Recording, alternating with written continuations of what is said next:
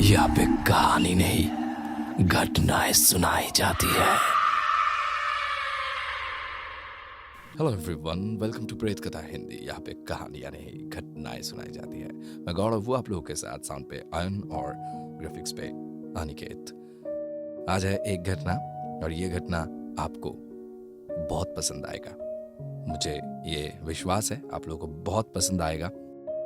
तो ज्यादा बातों को ना बढ़ाते हुए हम लोग जाते हैं घटना के ओर। उसके पहले अगर आप नए हैं तो सब्सक्राइब कर दीजिए। हर शनिवार रात 10 बजे हम लोग प्रेत कथा हिंदी लाते हैं और सब्सक्राइब कीजिए अगर नए हैं तो। अगर पुराना सब्सक्राइबर है तो पिछला जो घटना है वो सब घटना को सुन लीजिए और शेयर कीजिए दोस्तों के साथ। बहुत बहुत बहुत शेयर कीजिए और हमें और भी मोटिवेट करते रहिए कि हम फिर से नए नए एपिसोड लाना शुरू कर दें। तो बढ़ते हैं घटना के ओर। जैसे कि हम सभी जानते हैं कि प्रेत कथा की जितनी भी घटनाएं आप लोगों को हम सुनाते हैं वो सभी हम आपसे ही कलेक्ट करते हैं। तो अगर आप लोगों के साथ कुछ ऐसी घटना घटी या फिर आप लोगों ने सुना ऐसा कुछ घटना जो दिल दहलाने वाला है, उसे भेज दीजिए pretkatha@gmail.com पे। मैं सभी लिंक दे रहा हूँ डिस्क्रिप्शन सेक्शन में, वहाँ से हम लोगों को ढूंढ पाना बहुत आसान है। तो ज्यादा समय ना लेते हुए बढ़ते हैं आज की घटना की ओर। आज की घटना को भेजा है प्रियंका ने। जैसे उन्होंने घटना लिख कर भेजा है, ठीक वैसे ही मैं आप लोगों के सामने सुना रहा हूं। हेलो भैया, मैं प्रियंका दे नईहाटी से। प्रेत कथा की पहले एपिसोड से मैं प्रेत कथा चैनल को फॉलो कर रही हूँ और सुन रही हूँ, और मैं आज जो घटना आपको लिख रही हूँ वो मेरे परिवार के साथ हुई थी। घटना शुरू करने से पहले मैं अपने परिवार के बारे में थोड़ा बता देना चाहूंगी।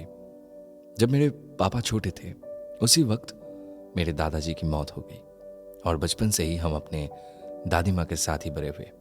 लेकिन हमारे घर का माहौल कुछ ठीक नहीं था। बचपन से ही हमारे घर में झगड़ा होता था, बहुत झगड़ा होता था। तो एक दिन उन्हीं झगड़ों से तंग आकर पापा ने डिसाइड किया कि अब इस घर में नहीं रहना, एक अलग घर रेंट में लेकर वही रहेंगे। और तकरीबन 2020 में मैं, पापा, मम्मी और छोटी बहन के साथ पास के ही एक इलाके में किराए पे एक घर लेकर रहने लगे। दादी माँ के साथ वैसे भी हमारा रिश्ता कुछ अच्छा नहीं था, और जब से हम लोग किराए के मकान में रहना शुरू किए उसके बाद से दादी माँ ने हमारे साथ कोई भी कांटेक्ट नहीं रखा। रेंट के घर में पहले 1 साल हम सभी बहुत ही अच्छे तरीके से थे। फिर अचानक से 3 अक्टूबर 2021 के सुबह हमें पता चलता है कि दादी माँ अब इस दुनिया में नहीं रही। उनकी मृत्यु की खबर सुनने के बाद हम लोग सभी दादी माँ को देखने उनके घर गए। वहां पर दादी माँ को देखने के बाद सच कहूं तो मैं बहुत ज्यादा डर गई थी, क्योंकि दादी माँ पहले से बहुत ही अजीब और डरावना दिख रही थी। उनका पीठ का स्किन पूरी तरीके से बिस्तर के साथ चिपक गया था और चेहरा पूरी तरीके से फुला हुआ था। वहां जाने के बाद पता चला कि दादी माँ पिछले 2 महीने से कोमा में थी और उनकी देखभाल मेरी बुआ कर रही थी। लेकिन उन्होंने किसी भी तरह का स्पेसिफिक ट्रीटमेंट नहीं किया था। नवरात्रि शुरू होने के ठीक 3 दिन पहले ये घटना हुई थी, तो उसके बाद जितने भी नियम होता है वो हम लोग कर रहे थे। और इसमें एक नियम है जिसमें हमें नॉन वेज खाना मना था।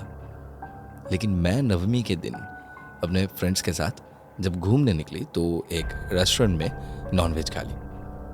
घर आकर जब मम्मी को मैंने बताया ये सब तो उन्होंने मुझे बहुत डांटा। लेकिन सच बताऊं, मैं कोई अच्छा या बुरा सोचकर ये नॉन वेज नहीं खाई थी। इस घटना के तकरीबन 3-4 महीने बाद हमारे घर में कुछ अद्भुत घटनाएं घटना शुरू हुई। मेरे पापा काम के वजह से ज़्यादातर बाहर ही रहते थे, इसीलिए घर में मैं, मेरी बहन और मम्मी ही रहते हैं। और इन सब घटनाओं की शुरुआत मेरे साथ ही होती है। एक बार रात के वक्त जब मैं अपने पर्सनल रूम में सोई थी तो मुझे लगा जैसे मेरे बगल में कोई लेटा हुआ है और मुझे वो देख रहा है, और मैं अपने शरीर पे उसकी सांसों की ठंडी हवा महसूस कर पा रही थी। उसके बाद से ये घटना डेली मेरे साथ होने लगी। इस वजह से मैं डर कर अपने मम्मी के साथ सोना शुरू कर दी। उसके बाद से ही मुझे अजीब अजीब सपने आने लगे। सपने में मैं देखती कि मेरी दादी माँ अपने वो अजीब से चेहरे के साथ अपनी एक एक साड़ी पहनकर मेरे सपनों में आती और मुझे दिखाकर पूछती, गुड्डी बता कैसी लग रही हूं मैं। और ये सपना देख के मेरा नींद टूट जाती। हर दिन बीतने के साथ साथ ऐसे ही अजीब सपने मुझे आने लगे। फिर एक दिन शाम के वक्त मेरी बहन दौड़ते हुए जाकर मेरी मम्मी को बोली कि मम्मी देखो, दीदी दरवाजे की तरफ मुंह करके बड़ी बड़ी आंखें करके अजीब सी आवाज में बोले जा रही है कि मैं सब देख रही हूं। और ये सुन के जब मम्मी मुझे बुलाकर मुझसे पूछी, मैंने बताया कि क्या बोल रही हो, छोटी तो आया ही नहीं और मैं तो कब से फोन पर बात ही कर रही हूं। तो मेरी बहन किसको देखी थी? अगर वो मैं नहीं थी तो कौन थी? इसके बाद एक दिन मेरी मम्मी सपने में देखती है दरवाजे के बाहर मेरी दादी माँ अपने अजीब चेहरे के साथ कंधे पर एक काली बिल्ली को लेकर घूम रही है। फिर कुछ दिन बाद हमारे घर के एक्वेरियम से अचानक 6 मछली गायब हो गई। आज तक पता नहीं चल पाया कि वो मछलियां गई कहाँ। हमारे घर का रूम बाथरूम के साथ ही अटैच है। तो एक सुबह मैं बैठी थी तो बाथरूम में किसी की नहाते वक्त जैसे पानी गिरने की आवाज़ आती है ना, ठीक वैसे ही आवाज़ आ रही थी। मैंने सोचा छोटी होगी शायद अंदर। तभी वो मेरे सामने से रूम के अंदर आई और बाहर से आता देख मैंने बाथरूम खोलकर देखा तो वहाँ पे कोई नहीं था। तो फिर वो पानी की आवाज़ कहाँ से आई?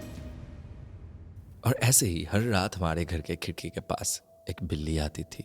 वही तकरीबन 12 बजे के बाद रात 2 बजे तक हमारे घर की तरफ देखकर रोती रहती थी। एक रात मैं हेडफोन्स लगाकर मोबाइल चला रही थी। मुझे तब महसूस हुआ जैसे कि एक काला साया मेरे सामने खड़ा है और फिर धीरे धीरे वो मेरी तरफ अपना हाथ बढ़ा रहा है। मैं ये देखने के बाद इतना डर गई, मैंने रोना शुरू कर दिया। मेरे रोने की आवाज़ सुनकर जब मम्मी मेरे तरफ हाथ बढ़ाया, मैंने उनको भी मना कर दिया कि हाथ मत बढ़ाओ, हाथ मत बढ़ाओ मेरी तरफ। मैं इस हद तक डर चुकी थी। इतनी सारी घटनाओं को सुनने के बाद भी मेरे पापा को हमारी बातों पर विश्वास नहीं हो रहा था। किसी बीच एक दिन भोर के वक्त पापा ने हमें फ़ोन करके बताया कि पापा ने एक सपना देखा है। पापा ने सपने में देखा कि दादी माँ ने उन्हें व्हाट्सएप पर कुछ फ़ोटोज़ भेजी है। फर्स्ट फ़ोटो था जब वो यंग थी, सेकंड फ़ोटो जब वो शादी करके इस घर में आई थी, थर्ड फ़ोटो उनके मृत्यु के बाद की फ़ोटो, मतलब उनकी लाश की फ़ोटो, और फोर्थ फ़ोटो अंतिम संस्कार के बाद उनके जले हुए शरीर की भयावह फोटो। इस सपने को देखने के बाद पापा बहुत डिस्टर्ब हो गए थे। ये सारी घटनाएं सच कहूँ तो हम लोगों के लिए लॉजिकलेस लगती है, क्योंकि पहले ऐसी घटना हमारे साथ नहीं हुई थी। ऐसे ही बहुत सी घटनाएं हमारे साथ कंटिन्यू होने लगी। घर में बहुत बड़ा करके नारायण पूजा करने के बाद भी कोई डिफरेंस नहीं आया था। तो ऐसा ही होने लगा हमारे फैमिली के साथ, और अभी भी कुछ कुछ महसूस होता है। कुछ घटनाओं को मैंने यहाँ पर लिखने की कोशिश की है, जितना हो सकता था उतनी सजा कर लिखने की कोशिश की है मैंने। अगर आपको अच्छा लगे तो प्रेत कथा परिवार के साथ शेयर कीजिएगा भैया। तो ये था घटना।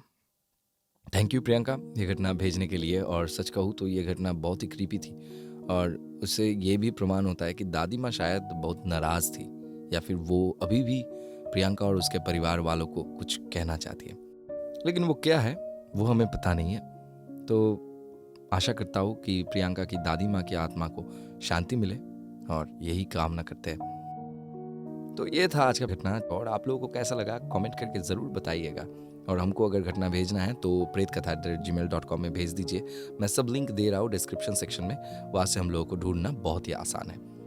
प्रेत कथा हिंदी कभी भी अपने ऑडियंस को ये नहीं बोलता है कि घटना को विश्वास करना ही होगा। विश्वास करना या ना करना ये ऑडियंस के ऊपर है। अगर आपको लगता है कि ये विश्वास करना चाहिए तो विश्वास करिए, अगर लगता है कि नहीं करना चाहिए तो नहीं करिए, कोई बात नहीं। प्रेत कथा हिंदी को एंटरटेनमेंट पर्पस के लिए लेना ही मेरे लिए लगता है कि ज़्यादा अच्छा होगा। तो आज का एपिसोड यहाँ पे ही ख़त्म होता है, और कैसा लगा आप लोग कमेंट करके ज़रूर बताइएगा, और नेक्स्ट एपिसोड में हम मिलते हैं फिर से। आज के लिए इतना ही। प्रेत कथा हिंदी हर शनिवार रात 10 बजे। मैं गौरव आप लोगों के साथ साउंड पे ऑयन और ग्राफिक्स पे अनिकेत।